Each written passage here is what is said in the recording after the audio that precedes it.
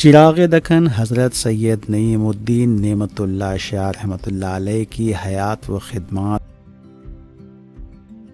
حیدرآباد دکن کو بلد الاولیاء کا شہر کہا جاتا ہے۔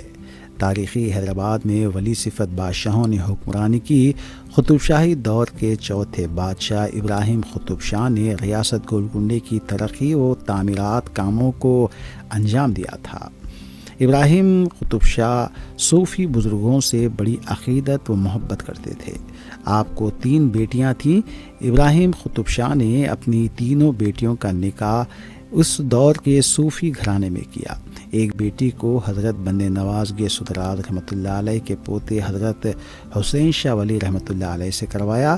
دوسری بیٹی کا نکاح حضرت میرا حسینی بغدادی اور رحمۃ اللہ علیہ سے کروایا۔ تیسری بیٹی کا نکاح چراغ دکن حضرت سید نعیم الدین نعمت اللہ شاہ رحمۃ اللہ علیہ سے انجام پایا۔ حضرت نعیم الدین نعمت اللہ شاہ رحمۃ اللہ علیہ کا تعلق نواسۂ رسول حضرت سیدنا امام حسن رضی اللہ تعالیٰ عنہ سے جا ملتا ہے۔ آپ کے آبا و اجداد شہر بغداد قاہرہ تعلقات اب ریاست گولکنڈہ تشریف لائے تھے۔ صوفی گھرانے کے بزرگ حضرت سید نعیم الدین نعمت اللہ شاہ نے قلعہ گولکنڈے میں 3 منزل خانقاہ و دینی مدرسہ قائم کیا۔ آپ کے لاکھوں مریدین و متقدین تھے۔ آپ دینی امور کے ساتھ قطب شاہی سلطنت میں وزیر کی حیثیت سے خدمات انجام دیا کرتے تھے۔ آپ کی زندگی بہت سادہ زندگی تھی۔ آپ کی رہائش ایک چھوٹے سے کمرے میں ہوتی تھی۔ آپ فارسی کے بڑے شاعر تھے۔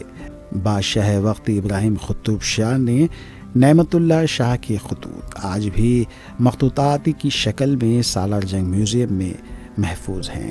دیگر مورخین کے علاوہ حیدرآباد کے مشہور و معروف مورخ و ادب ڈاکٹر سید محی الدین قادری زور نے حضرت نعمت اللہ شاہ کی حیات پر مضمون لکھا، جو کتاب کی شکل میں شائع ہو چکا ہے۔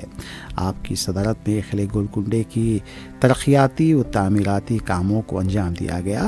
آپ کی خدمات کو کوئی فراموش نہیں کر سکتا۔ آپ 7 جمادی ثانی 1000 ہجری یعنی 447 سال قبل مالی کی حقیقی سے جا ملے۔ آپ کی آخری آرامگاہ خانقاہ کے دائیں جانب اپنے حجرے کے روبرو ایک وسیع و عریض چبوترے پر واقع ہے۔ آپ کی مزار پر نصب کیا گیا پتھر کتبہ سنگ موسیٰ مصفی ہے۔ اس کتبے اور مزار شریف پر قرآنی آیات و سلسلہ نصب لکھا ہوا ہے۔ سنگ موسیٰ جو بہت قیمتی ہوتا ہے، اطلاعات کے مطابق سنگ موسیٰ کوہ طور کا ایک حصہ ہے۔ درگاہ حضرت سید نعیم الدین نعمت اللہ شاہ کے احاطے میں قبرستان بھی موجود ہے۔ حضرت کا عرس 7 جمادی الثانی کو ہوتا ہے۔ محمد سمیع احمد کی نگرانی عرس و دیگر عبور وہ کام انجام دیے جاتے ہیں۔ سمیع احمد کا خاندان یہ خدمات انجام دیتا آ رہا ہے۔ یہ کتبہ جس پتھر پر بنا ہوا ہے یہ سنگ مصفہ موسیٰ کہلاتا ہے۔ اسی طرح مزار شریف پر بھی لکھی ہوئی ہے جو مزار کے چاروں جانب ہے۔ حضرت ڈاکٹر محی الدین قادری زور صاحب نے آپ کے حالات پر تحقیق کی اور اس کو ایک مضمون کی شکل میں لکھا، جو آپ کے وفات کے بعد مضامین ڈاکٹر زور جلد دوم میں حضرت شاہ نعمت اللہ ولی کے نام سے یہ مضمون شائع ہوا ہے۔ حضرت نعیم الدین نعمت اللہ شاہ ولی اپنے وقت کے بہت بڑے عالم دین اور بزرگ گزرے ہیں۔ آپ نے یہاں پر خانقاہ کی تعمیر کروائی، ایک سرائے کی تعمیر کروائی اور ایک باولی کی تعمیر کروائی۔ اس کے علاوہ کئی تعمیرات آپ نے جو ہے قلعہ گولکنڈے میں کروائی ہیں۔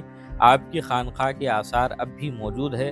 آپ کا مزار جمالی دروازے کے قریب ایک احاطے میں ہے اور یہاں پہ ہر سال سالانہ عرس کیا جاتا ہے۔